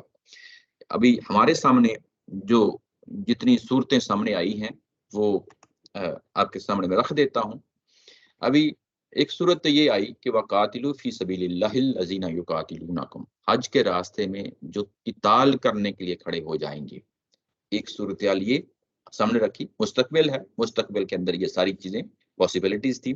اس کے بعد دوسری جو پاسبلٹی رکھی وہ یہ ہے کہ وَأَتِمُّوا الْحَجَّ وَالْعُمْرَةَ لِلَّهِ، یعنی دوسری پاسبلٹی کیا رکھی کہ تمہیں وہ لوگ حج کرنے دیں، یہ پاسبلٹی رکھی۔ اب تیسری جو ہے پاسبلٹی وہ یہ ہے کہ نہ ہی وہ قتال کرتے ہیں، نہ ہی وہ تمہیں حج کرنے دیتے ہیں۔ اب اس کے کوئی بین بین کوئی صورتحال ہوگی، بین بین یعنی یہ کہ تمہیں وہاں نہ جانے دیں، نہ جانے دیں، اور یہ جو تیسری پاسبلٹی ہے، اور پہلی پاسبلٹی اور تیسری پاسبلٹی یہ اس کے امکانات زیادہ تھے۔ یہ کہ جب نبی پاک صلی اللہ علیہ وسلم ایک وقت گزر چکنے کے بعد، کچھ سالوں کے بعد، ان آیات کے اتر جانے کے بعد، کچھ سالوں کے بعد جب عمرہ کرنے کے لیے جاتے ہیں تو صلح حدیبیہ جہاں پہ ہوتی ہے، حدیبیہ کا جو مقام ہے وہاں ان کو روک دیا جاتا ہے، یعنی قتال نہیں کیا جاتا، ان لوگوں نے آگے سے تلواریں نہیں اٹھائی تھی، قتال نہیں کیا جاتا، اگر وہ تلواریں اٹھا لیتے تو جو اوپر والا حکم تھا وہ لاگو ہو جانا تھا، یعنی یہ کہ پھر اس کے بعد وہاں حرم کے اندر میقات کے علاقے میں وہاں لڑائی ہونی تھی، وہ جو پہلی صورتحال تھی وہ نہیں ہوئی۔ اس کے بعد جو دوسری صورتحال ہے وہ وَأَتِمُّوا الْحَجَّ وَالْعُمْرَةَ لِلَّهِ، یہ بھی انہوں نے نہیں کرنے دیا، یعنی جاتے ہی فرسٹ اٹیمپٹ میں یہ نہیں کرنے دیا، انہوں نے کیا کیا؟ روک دیا، روک دیا، اور روکنے کے بعد کہا کہ ہم تمہیں اس سال جو ہے وہ حج نہیں یا عمرہ نہیں کرنے دیں گے، بلکہ اگلے سال آپ آئیں گے، اگلے سال آئیں گے اور تب آپ عمرہ کر سکیں گے، یعنی 6 ہجری کو صلح حدیبیہ ہوتی ہے، 7 ہجری کو نبی پاک صلی اللہ علیہ وسلم اپنے صحابہ کے ساتھ دوبارہ آتے ہیں اور عمرہ کرتے ہیں، اور وہ اتم الحج والعمرہ یہ اسی کے تحت کرتے ہیں۔ تو گویا کہ اب آپ کے سامنے تینوں سٹیٹمنٹس ہیں وہ واضح کلیئرٹی کے ساتھ آ گئیں کہ انہوں نے جنگیں امپوز کی جو کہ بدر کی صورت میں ہوئی، احد کی صورت میں ہوئی، احزاب کی صورت میں ہوئی، نبی پاک صلی اللہ علیہ وسلم خود عمرے کے لیے جاتے ہیں 6 ہجری کو، 5ویں کو احزاب ہوتا ہے، 6 کو آپ جاتے ہیں، اور آگے سے روک دیے جاتے ہیں، اور جو روک دیے جاتے ہیں تو جو اگلی آیا ایکسیپشن آئی ہے یہ اس سے اب ڈیل کر رہی ہے، یہ پیشن گوئیاں تھیں جو مستقبل میں ظاہرہ سامنے آنی تھیں، اور قرآن نے ان کو پہلے واضح طور پہ بتا دیا۔ فَإِنْ أُحْصِرْتُمْ فَمَا اسْتَيْسَرَ مِنَ الْحَدْيِ، یعنی اگر تمہیں محاصرہ ہو جاتا ہے اور تم روک دیے جاتے ہو، چاروں طرفوں سے گھیر لیے جاتے ہو، تو پھر تم نے کیا کرنا ہے کہ فَمَا اسْتَيْسَرَ مِنَ الْحَدْيِ، حدیٌ جو لفظ ہے یہ کہتے ہیں قربانی کے جانور کو، جو بھی آپ نے جانور لیا، ڈیڈیکیٹ کر دیا، پرانے زمانوں میں جس زمانے میں صحابہ کا دور تھا وہ اپنے گھروں سے جانور لے کے آتے تھے، اپنے گھروں سے جانور لے کے آتے تھے۔ اب ہم کیا کرتے ہیں، اب ہمیں وہاں پہ ہی جانور دستیاب ہو جاتے ہیں، لیکن پرانے زمانوں میں لوگ جب حج کے لیے نکلتے تھے تو اپنے ساتھ ہی ان جانوروں کو جو حج پہ قربان کرنے ہوتے تھے ساتھ ہی ان کو لے جاتے تھے، اور جو کچھ بھی قربانی کا جانور، حدیٌ کا مطلب ہوتا ہے قربانی کا جانور، اور جو کچھ بھی من الحدی کا لفظ آیا ہے کہ جو کچھ بھی دستیاب ہو، یعنی تمہیں جو کچھ بھی دستیاب ہو، یہاں کوئی اسپیسیفائی نہیں کرنا کہ یہ بکرا ہو یا بیل ہو یا یہ اونٹ ہو یا کوئی اور نوعیت کا ہو، نہیں، بلکہ جو کچھ بھی دستیاب ہو، چھوٹا ہو بڑا ہو، یعنی جس نوعیت کا، یعنی کمزور ہو لاگر ہو یا جو ہے نا وہ مطلب صحت مند ہو، جو بھی دستیاب ہو تمہیں اس کی قربانی پیش کر دو، اس کی قربانی پیش کر دو۔ اور یہ کہا کہ ولا تہلکوا رؤوسکم حتی یبلغ الہدی محلہ، اور سر کے بال نہ منڈواؤ۔ یہ حلق کرنا جو ہوتا ہے یہ وہی ہے، ولا تہلکوا یعنی سر کے بالوں کو منڈانا، رؤوسکم یعنی سر کے بالوں کو نہ منڈاؤ، حتی یہاں تک کہ یبلغ الہدی کہ یہ قربانی کا جانور پہنچ جائے۔ کہاں پہنچ جائے؟ محلہ کا لفظ آیا ہے، لفظی معنی اس کا تو یہی ہوتا ہے کہ اس جگہ پہنچ جائے جس جگہ قربانی کی جاتی ہے، یعنی قربان جگہ پہنچ جائے۔ لیکن ظاہر ہے کہ جو پیچھے بات کہی تھی کہ فَإِنْ أُحْصِرْتُمْ فَمَا اسْتَيْسَرَ مِنَ الْهَدْيِ کہ جہاں تم گر جاؤ وہاں پہ ہی قربانی کر دو، تو محلہ کا جو مطلب ہوگا وہ پھر یہی ہوگا، کیونکہ پچھلی بات کے ملا کے اگلی بات کے ساتھ ہم کر رہے ہوتے ہیں، تو مطلب یہ ہے کہ اسی جگہ پہ، جس جگہ پہ یعنی تم گھیر دیے گئے ہو، اسی جگہ کو قربان گاہ سمجھو اور اسی جگہ پہ قربانی ٹھکانے لگا دو، یعنی جانور کو اسی جگہ پہ ذبح کر دو، اسی جگہ پہ ذبح کر دو۔ نبی پاک صلی اللہ علیہ وسلم نے بھی ایسے ہی کیا تھا جب صلح حدیبیہ پہ 7 جانور لے کے گئے تھے، تو یہ وقت سے پہلے چیزیں بیان کر دی گئی تھی۔ تو جس جگہ پہ تم گر گئے ہو اسی جگہ پہ تم جو ہے نا قربانی دے دو، اور دینے کے بعد پھر تم اپنے سر کے بال مڈا سکتے ہو۔ یہاں پہ ایک بڑی خوبصورت بات ہے جو سمجھنے والی ہے، وہ یہ کہ تم گر گئے ہو اور اس کے بعد قربانی جو کچھ بھی میسر ہے اس کو ادا کر دو، پورا کر دو۔ اب جو یہ قربانی ہے یہ آگے جتنے بھی حج یا عمرے کے معاملات تھے ان تمام چیزوں کو کور کر جائے گی۔ یہ بات جو ہے یعنی رک گئے ہو، تمہاری مجبوری بن گئی ہے، تم کچھ نہیں کر سکتے، تو اب جو بھی قربانی ہے اس کو پیش کر دو، اور یہ جو قربانی ہے یہ تمام چیزوں کا کفارہ بن جائے گی، فدیہ بن جائے گی، جس کو ہم دم بھی کہتے ہیں۔ یعنی اپنی زبان میں جب ہم یہ کہتے ہیں کہ غلطی ہو جاتی ہے حج میں، تو ہم کہتے ہیں اس پہ تو دم آئے گا۔ دم آنے کا مطلب یہی ہے کہ اب اس کے لیے کوئی جانور ذبح کیا جائے گا۔ تو یہ وہی پہلو ہے یہاں پہ، یہ کہ کیونکہ تم رک گئے ہو، تم آگے نہیں جا سکتے، تمہاری کوئی مجبوری بن جاتی ہے، مجبوری بن جاتی ہے، تو اب جو قربانی پیش کرو گے وہ تمہارے پورے حج کا اور پورے عمرے کا وہ بدلہ بن جائے گی، وہ بدلہ بن جائے گی۔ یہاں سے ہمیں ایک بڑا ہی خوبصورت جو ہے نا اصول، ایک اور اصول ملتا ہے، وہ یہ کہ ہم نے ایک اچھی چیز کی نیت کی، ارادہ کیا، اور وہ ہم نہیں کام کر پائے، اور جو کچھ بھی ہمارے پاس اس کام کے لیے میسر تھا وہ ہمیں وہاں پہ کر دیا، تو آپ کا جو اصل نیکی کا کام ہے، جو آپ نے اپنے اوپر فرض کر لیا تھا، وہ ادا ہو جاتا ہے۔ یہاں سے ایک اور فقہی مسئلہ جو ہے نا جو ہمارے فقہاء اکرام اٹھاتے ہیں کہ اگر کوئی شخص بیمار ہو جاتا ہے اور وہ رستے میں آگے نہیں جا سکتا، پرانے زمانے میں تو پیدل لوگ جایا کرتے تھے، سفر نہیں کر سکتا تو واپس آ جاتا ہے یا درمیان میں ہی رک جاتا ہے اور وہ حج کے ایام گزر جاتے ہیں، تو جو کچھ بھی اس کے پاس دستیاب ہوتا ہے یعنی دم کی صورت میں وہ اس کو پورا کر دے، اور اس کی وہ حج اور عمرہ وہ ہو گیا، یعنی یہ جو فرض تھا وہ ادا ہو گیا۔ اب اس کے بعد باقی جتنے بھی جو ہے نا حج عمرہ کرے گا وہ ظاہر ہے کہ اس کے اپنے ہی اس کے ثواب کے کام ہیں، وہ ہوتے رہیں گے، لیکن یہ کہ یہ والا جو حج اور عمرہ ہے یہ ادا ہو جاتا ہے، یعنی یہ کہ جس طریقے سے یہاں پہ بیان کر دیا گیا۔ حالانکہ بیک گراؤنڈ یہاں پہ اس کو ہم جنرلائز کر لیتے ہیں، یعنی چیزوں کو دیکھا جاتا ہے کہ چیز کنٹیکسٹ میں بیان کیا ہو رہی ہے، اس کو جنرلائز کرنے کا کیا اس کے اندر اسلوب پایا جاتا ہے، اگر پایا جائے گا تو ہم اس کو اٹھائیں گے اور اپنے ساتھ ہی اس کو اٹیچ کر لیں گے، لنک کر لیں گے۔ تو یہی بات ہے یہاں پہ کہی گئی ہے، اور یہ کہ تم جو ہے اپنے بالوں کو نہ کٹاؤ جب تک جو ہے یہ قربانی اپنی جگہ نہ پہنچ جائے۔ اس کے بعد کہا ہے فمن کان منکم مریضا او به اذى من راسه ففدیۃ من صیام او صدقۃ او نسک، جو کوئی تمہارے درمیان مریض ہو یا اس کے سر میں کوئی تکلیف ہو، اذن کا لفظ آیا ہے، یہ ضرر تکلیف کو کہتے ہیں، یا جس شخص کے یا مریض ہو یا سر میں کوئی تکلیف ہو، تو بات پیچھے کیا کہی گئی تھی، یہ اسی کی ایکسیپشن ہے۔ پیچھے بات کہی گئی تھی کہ بال نہ کٹواؤ، بال نہ منڈاؤ، یہ اسی سے ایکسیپشن لائی گئی ہے کہ جو تم میں سے مریض ہو یا جس کے سر میں کوئی تکلیف ہے، ظاہر ہے کہ سر کے بال منڈانے ہیں، تو اس کے لیے اب کیا کیا جائے. یعنی یہ بھی ہو سکتا ہے کہ وہ بال پہلے منڈالے، اس کا بھی امکان ہے، کیونکہ پیچھے کہا گیا تھا نا کہ ولا تہلک رؤوفکم، کہ نہ منڈاؤ. اور یہ بھی امکان ہے کہ وہ وقت سے پہلے سر کے بال منڈالے یا جو ہے وہ نہ منڈا سکے. تو اب کیا کیا جائے گا؟ اب اس کا فدیہ دیا جائے گا. وہ فدیہ کیا ہے؟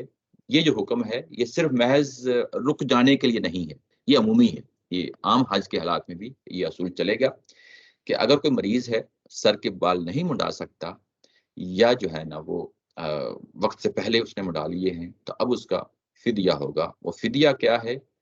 وہ روزے ہیں. سیام کا لفظ آیا ہے کوئی روزوں کی صورت میں، کچھ روزوں کی صورت میں، اور صدقاتن یا صدقے کی صورت میں، اور نسک یا قربانی، یعنی قربانی کا جانور جو ہے وہ کیا جائے گا. یہاں پہ قرآن مجید نے اس کو عموم کی زبان میں کہا ہے. کتنے روزے رکھنے ہیں یہ بیان نہیں کیا، کتنا صدقہ دینا ہے یہ بھی بیان نہیں کیا، کتنی قربانی دینی ہے یہ بھی بیان نہیں کیا. اس کو عموم کے ہی درجے پہ ہمیں بھی رکھنا چاہیے. کسی صاحب نے پوچھ لیا نبی پاک صلی اللہ علیہ وسلم سے کہ مجھے کرنا پڑے تو میں کیا کروں؟ ظاہر ہے ایک بہترین رہنمائی ہے جو نبی پاک صلی اللہ علیہ وسلم نے دی، وہ یہ کہ 3 دن کے روزے رکھ لیں کافی ہیں. سیام جمع ظاہر اس سینس میں کہ 3 دن کے روزے رکھ لیں کافی ہوں گے. اور اگر صدقہ کرنا ہے تو 3 روزوں کا ہی صدقہ، یعنی 6 مسکینوں کو کھانا کھلا دیں. اور نسک تو ظاہر ہے کہ ایک ہی قربانی ہے، کوئی بھی بکرا یا بکری جو ہے نا، کوئی بھی اور جانور جو آپ دینا چاہیں دے سکتے ہیں. تو یہ یعنی اس کو اس طریقے سے نبی پاک صلی اللہ علیہ وسلم نے کھول دیا اپنے طریقے سے، اور وہ بہترین رہنمائی ہے ہمارے لیے، ہم اس کو قبول کرنا چاہیے. یہ کہ یہ عمومی اسلوب ہے جو قرآن مجید میں رکھا ہے. اگر آپ کے پاس اس سے زیادہ کی ہمت ہے تو ضرور کریں. فَإِذَا أَمِنْتُمْ، اور اس کے بعد اب جو اگلی بات ہے وہ یہ کہ تم عمل کی حالت میں پہنچ جاتے ہو. یعنی یہ کہ پیچھے جو بات کہی تھی کہ یا تو قتال ہوگا تو حج اور عمرہ کا تو پھر ظاہر ہے کہ معاملہ زیر بحث ہی نہیں ہے. لیکن اگر تم روک لیے جاتے ہو تو پھر کیا ہو؟ اس کا بھی قرآن مجید نے یہاں پہ پورا تفصیل کے ساتھ جواب دے دیا. وَأَتِمُّ الْحَجَّ وَالْعُمْرَةَ، یہ جو پہلی بات کہی تھی یہ تو تبھی ہو سکتا ہے جب ہم یعنی حالت امن میں ہوں. یہ جو حالت امن والی صورتحال ہے اس کو یہاں پہ آ کے کہا کہ فَإِذَا أَمِنْتُمْ، اور جب تمہارا محاصرہ نہیں ہے، تم امن کی حالت میں ہو اور اب تم نے حج اور عمرہ کرنا ہے. فَمَن تَمَتَّعَ بِالْعُمْرَةِ إِلَى الْحَجِّ فَمَا اسْتَيْسَرَ مِنَ الْهَدْيِ. تو اب کیا کرو؟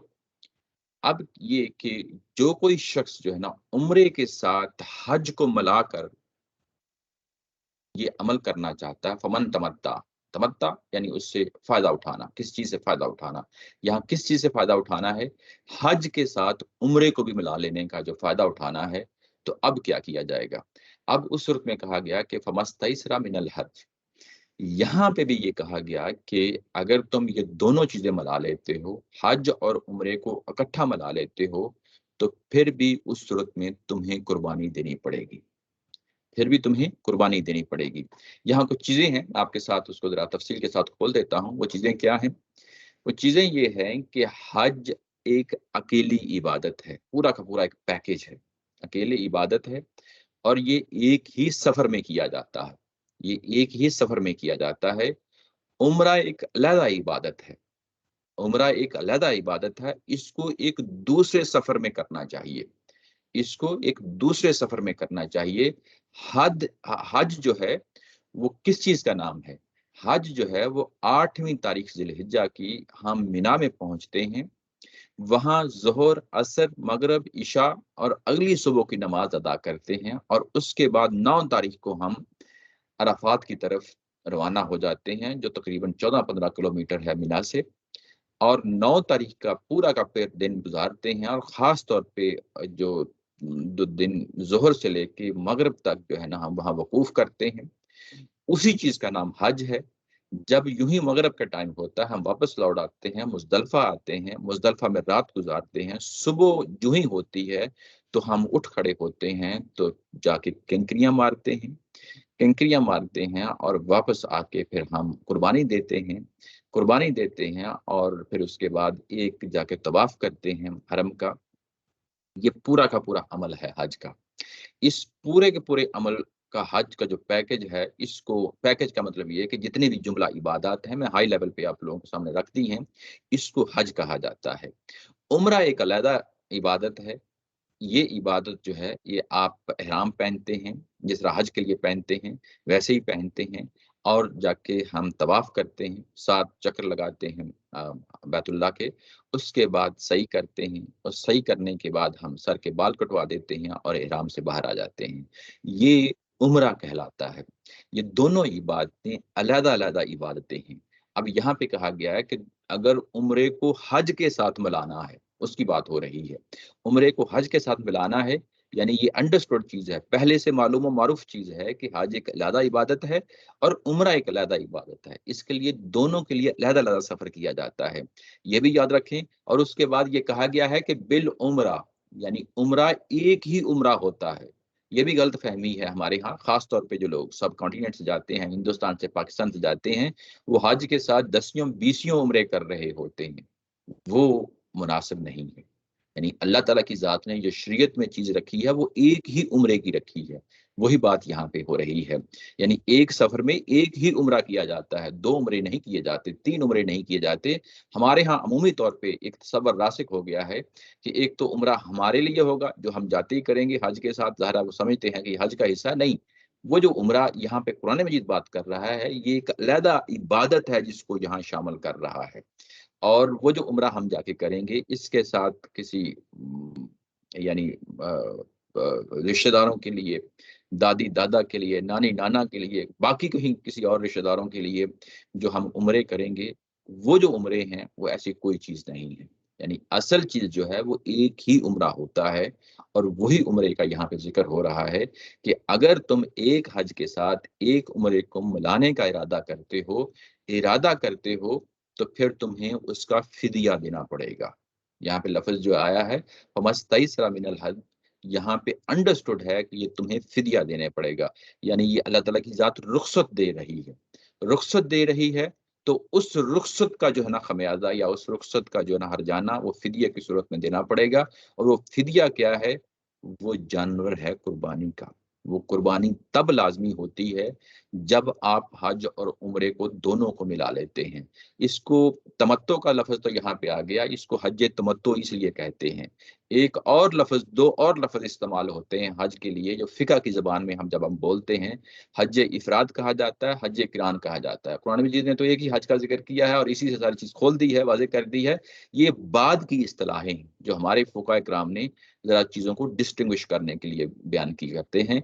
ये हज क़िरान क्या होता है?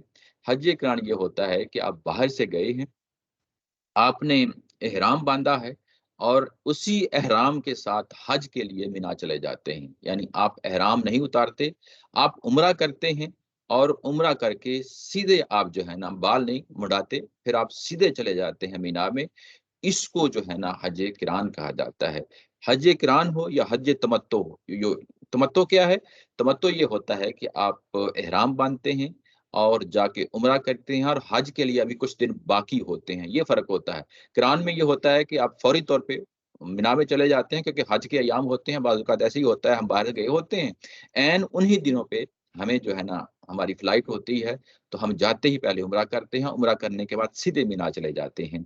ये क़िरान इसको कहा जाता है। और जो तमत्तो है, तमत्तो ये कि आपको पहले जाने का मौका मिल गया, 2-4 हफ़्ते पहले चले गए, पहले जाके आपने उम्रा किया है और आपने बाल मुंडाए हैं और इहराम से बाहर निकल आए हैं, नॉर्मल कपड़े पहन लिए हैं। उसके बाद जब हज की तारीख़ आएगी, तो फिर जो है ना आप दोबारा इहराम बाँधते हैं, इसको हज तमत्तो कहा जाता है। हज क़िरान, हज तमत्तो ये चीज़ें हैं। और हज एक इफ़राद भी है, वो आगे चल के कुरान मजीद उसका खुद ज़िक्र कर देता है, लेकिन नाम नहीं लेता। यानी वो क्या है, ये जहाँ चीज़ वाज़ेह हो गई कि अगर तुम्हें ख्वाह वो हज क़िरान हो, वो भी तमत्तो ही होता है। यानी यहाँ पे वो वैसे ही हमने यानी डिस्टिंग्विश करने के लिए उसको कर लेते हैं कि ये हज तमत्तो की सूरत में, जिसमें हज और उम्रा आपने दोनों को मिला दिया है, इन दोनों सूरतों में फिर आपको कुर्बानी देनी होगी, अदरवाइज़ कुर्बानी फ़र्ज़ नहीं होती। قربانی صرف اس صورت میں فرض ہوتی ہے جب آپ حج اور عمرہ دونوں کو ملا لیتے ہیں۔ پھر اس صورت میں کیا کہا؟ یہ کہا کہ تم اپنی قربانی پیش کرو، فمن لم یجد، جس کے پاس یہ قربانی دستیاب نہ ہو تو پھر کیا کیا جائے۔ قرآن مجید کا جو عمومی اسلوب ہے ایکسیپشنز بیان کرنا شروع کر دیتا ہے، وہی ایکسیپشن یہاں پہ بھی رکھی ہے۔ پھر کہا کہ فصیام ثلاثۃ ایام، پھر آپ نے 3 دن کے روزے ہیں فی الحج، حج کے دنوں کے اندر ہی جو ہے نا ادا کرنے ہیں۔ 3 دنوں کے روزے ہیں جو حج کے اندر ہی ادا کرنے ہیں، یعنی انہی دنوں میں یہ روزے پورے کرنے ہیں۔ وَسَبْعَةٍ إِذَا رَجَعْتُمْ، اور جب واپس آ جاؤ، اپنے گھروں میں آ جاؤ، تو گھروں میں آ کے پھر آپ نے 7 روزے مزید رکھنے ہیں۔ یہ اس صورت میں جب یہ قربانی تم نہیں دے سکو تو پھر یہ اس چیز کا اہتمام کرنا ہے۔ اس کے بعد کیا کہا؟ تل کا عشرۃ کاملہ، یہ 10 روزے ہیں جن کو تم نے لازمی طور پہ پورا ادا کرنا ہے۔ ان کو نام لے کے کہا ہے 10، یعنی گنتی میں غلطی تو نہیں ہو سکتی تھی، یعنی پہلے جو کہا ہے کہ 3 دن کے روزے اس کے بعد 7 واپس آ جاؤ، یہ تو چیز انڈرسٹوڈ تھی، لیکن کیونکہ شریعت کا بیان تھا تو اللہ تعالیٰ کی ذات نے پوری بات بیان کر کے اس کو کھولا ہے، اس کو انسانوں کے فہم پہ نہیں چھوڑا، بلکہ پوری بات کو کمپلیٹ کیا ہے تاکہ بات مکمل ہو جائے کہ یہ 10 روزے ہیں جو تم نے پورے کرنے ہیں۔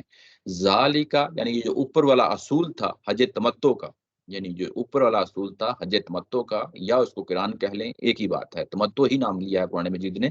قران جو ہے، میں بات واضح کرنے کے لیے کہہ رہا ہوں کہ یہ بعد کی اصطلاح ہے جو ہمارے فقہاء کرام نے چیزوں کو ڈسٹنگوش کرنے کے لیے یہ چیز رکھی ہے، حالانکہ قرآن اور تمتع میں کوئی فرق نہیں ہے۔ اچھا، یہ کہ یہ جو اوپر والا جو اصول دیا تھا، ذالک لمن لم یکن اہلہ حاضر المسجد الحرام، یہ ان لوگوں کے لیے ہے جو مسجد حرام کے آس پاس نہیں رہتے، ارد گرد نہیں رہتے، یعنی جو مسجد بیت اللہ کے قریب کے علاقوں میں نہیں رہتے، ان کے لیے اوپر والا اصول نہیں ہے، یہ انہی کے لیے ہے جو باہر سے لوگ آتے ہیں۔ لفظ آیا ہے یہاں حاضر المسجد الحرام، یہ حاضر اس کا مطلب ہوتا ہے ریزیڈنٹس، جو وہاں کے رہنے والے ہیں، یعنی اس علاقے کے رہنے والے ہیں، ان کے لیے یہ اصول نہیں ہے۔ ان کے لیے اصول کیا ہے کہ وہ سیدھے مینا جائیں گے، وہ عمرہ ساتھ نہیں ملا سکتے، یعنی ان کے لیے اصول یہی ہے کہ وہ عمرے کو ساتھ نہیں ملا سکتے۔ جب وہ نہیں ملا سکتے تو پھر اس حج کو جو پھر ہم کیا کہیں گے؟ اس کو بھی ظاہر ہے فقہاء کرام نے، حالانکہ وہ بھی حج ہے، قرآن مجید ان سب کو حج ہی کہہ رہا ہے۔ اصل پرابلم یہ بن جاتا ہے ہمارے لیے کہ ہم حج کو جب کیٹیگرائز کر دیتے ہیں تو پھر کیٹیگرائز کرنے کے بعد کہتے ہیں کہ سب سے اچھا حج کون سا ہے، تو ہم کہتے ہیں کہ حج تمتع ہے، حج قران ہے، حج افراد ہے۔ نہیں، ایسا نہیں ہے، تینوں حجوں کی جو ہے نا ایک ہی جو ہے نا وہ ایک کیٹیگری میں قرآن مجید رکھتا ہے، اور تینوں ایک ہی لیول کے ثواب کے تحت ہیں۔ وہ جو اوپر بات کہی گئی تھی قربانی دینے کی، وہ صرف اور صرف جب آپ حج اور عمرہ دونوں کو ملا دیتے ہیں تو اس کا فدیے کے طور پہ لازمی ہو جاتی ہے، ورنہ کسی طور پہ بھی یہ قربانی جو ہے اگر آپ خود دینا چاہیں تو ست بسم اللہ، لیکن یہ فرض نہیں ہے حاجی کے لیے بھی۔ اچھا، اور اس کو جو حرم کے علاقے میں رہتے ہیں وہ سیدھا جب جائیں گے مینا میں جائیں گے تو وہ عمرہ کر کے نہیں جائیں گے، تو ان کا بھی حج وہی حج ہے جو باہر سے آنے والوں کا حج ہے۔ وَاتَّقُوا اللَّهَ، اللہ سے ڈرتے رہو، یعنی یہ جو چیزیں اوپر بیان کی گئی ہیں اس کے لیے بھی جو اللہ تعالیٰ کی ذات نے حدودوں کو حدود رکھے ہیں انہی پہ کاربند ہو جاؤ۔ وَاعْلَمُوا أَنَّ اللَّهَ شَدِيدُ الْعِقَابِ، اور اس چیز کو بھی یاد رکھو کہ اگر ان حدود و قیود کو توڑو گے تو اللہ کی جو پکڑ ہے وہ بڑی سخت ہے۔ عقاب کا مطلب ہوتا ہے سزا، اور شدید سخت، سخت سزا دینے والا ہے۔ یہاں سوچنے کے لیے، یعنی بندہ سوچتا تو ہے کہ شریعت کا بیان اوپر دیا ہے اور آخر میں اتنی بڑی سخت قسم کی سٹیٹمنٹ دے دی ہے۔ یہ سٹیٹمنٹ جو دی گئی ہے، ظاہر آگے بھی حج کے ابھی معاملات چلیں گے، یہ مسلمانوں کو کہی جا رہی ہے۔ یہ اسلوب کیوں اختیار کیا گیا ہے؟ یہ اسلوب اس لیے اختیار کیا گیا ہے کہ اگر ماضی کو سامنے رکھیں تو حج کے اندر جو بدعت پیدا ہو گئی تھی، جیسے کہ پیچھے ذکر آ چکا ہے، پچھواڑوں سے داخل ہونا اور سامنے سے گھروں سے داخل نہ ہونا، یا یہ کہ پیچھے ذکر آ چکا ہے کہ یہ صرف اللہ کے لیے ہونا چاہیے حج، اس میں کسی بتوں کی مداخلت جو ہے نا وہ نہیں ہونی چاہیے۔ یعنی حج کا جو چیزیں ہیں معلوم و معروف ہیں، یعنی جو شریعت حج کی دی جا رہی ہے، اللہ تعالیٰ کی ذات خود دے رہی ہے، نبی پاک صلی اللہ علیہ وسلم اس کو عملی نمونہ کر کے جو ہے نا پیش کر رہے ہیں۔ اب جو یہ چیز دی جا رہی ہے، اس میں ٹیڑھ لاؤ گے، اس میں مداخلت کرو گے، اس کو پھر اپنے پرانے طریقوں پہ لے جاؤ گے، تو یاد رکھو کہ اللہ کی پکڑ بڑی سخت ہے، اللہ کی پکڑ بڑی سخت ہے۔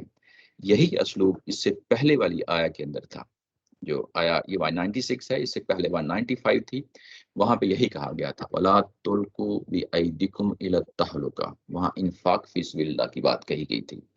سیم جو ہے وارننگ مسلمانوں کو یہاں پہ، وہاں انفاق کی بات تھی قتال فی سبیل اللہ میں، اور یہاں پہ حج جو خالصتاً عبادت ہے وہی وارننگ یہاں پہ دی جا رہی ہے۔ وَاعْلَمُوا، یہ یاد رکھو، اس کو پلے باندھ لو، ہاتھوں سے نہ جانے دو، دماغ میں اس کو مستقل طور پہ ٹھہرا لو، اگر میری اس عبادت میں بھی کوئی توڑ پھوڑ کی بدعت اس کے اندر شامل کر دیں تو میری پکڑ بڑی سخت ہے۔ یہی اسلوب اگر ہم دیکھیں تو بنی اسرائیل کے ساتھ ہے۔ بنی اسرائیل کو جگہ جگہ کہا گیا ہے، اور اس کا ایک حوالہ میں آپ لوگوں کے سامنے آیا 85 کا میں دیتا ہوں، وہاں جا کے ہم اس کو دیکھ لیتے ہیں وہ کیا ہے۔ وہاں اگر آپ دیکھیں تو یہ اس سے پہلے 85 سے پہلے جو بات ہو رہی تھی وہ یہ کہ اللہ کی عبادت کرو، لا تعبدون الا اللہ، والدین کے ساتھ احسان کرو، قریبی رشتہ داروں کے ساتھ، یتیموں کے ساتھ، مسکینوں کے ساتھ اچھی بات کرو، اچھا معاملہ کرو، زکوٰۃ دو، نماز پڑھو، اور معاشرے کے اندر ہر صورت میں امن قائم رکھو۔ آگے پورا پیراگراف جو ہے وَإِذْ أَخَذْنَا مِيثَاقَكُمْ لَا تَسْفِكُونَ دِمَاءَكُمْ، یہ پورا پیراگراف اس چیز کے پہ ہے کہ اپنے معاشرے کے اندر ہر صورت میں امن قائم رکھو۔ اگر نہیں رکھو گے تو کیا ہوگا؟ فَمَا جَزَاءُ مَن يَفْعَلُ ذَلِكَ مِنكُمْ إِلَّا خِزْيٌ فِي الْحَيَاةِ الدُّنْيَا، تو پھر میں دنیا میں سزا دیتا ہوتا ہوں۔ دنیا میں یہ بنی اسرائیل کے ساتھ بھی ہے اور بنی اسماعیل کے ساتھ بھی ہے۔ یہ بنی اسماعیل کا بیان تھا جن کے لیے کہا گیا کہ قتال میں انفاق کرو گے کامیاب رہو گے، نہیں تو میرے ہاتھوں دنیا کے اندر جو ہے نا عذاب تم پہ نازل ہو جائے گا، اور جب میری عبادتوں کے اندر انٹرفیئر کرو گے جس کی میں نے حدود و قیود متعین کر دی ہیں، اگر اس میں بھی انٹرفیئر کرو گے تو دنیا کے اندر میں عذاب دیتا ہوتا ہوں، بنی اسرائیل کو بھی بنی اسماعیل کو بھی۔ یہ اس چیز کا بیان ہے۔ وَاتَّقُوا اللَّهَ وَاعْلَمُوا أَنَّ اللَّهَ شَدِيدُ الْعِقَابِ وَآخِرُ دَعْوَانَا أَنِ الْحَمْدُ لِلَّهِ رَبِّ الْعَالَمِينَ۔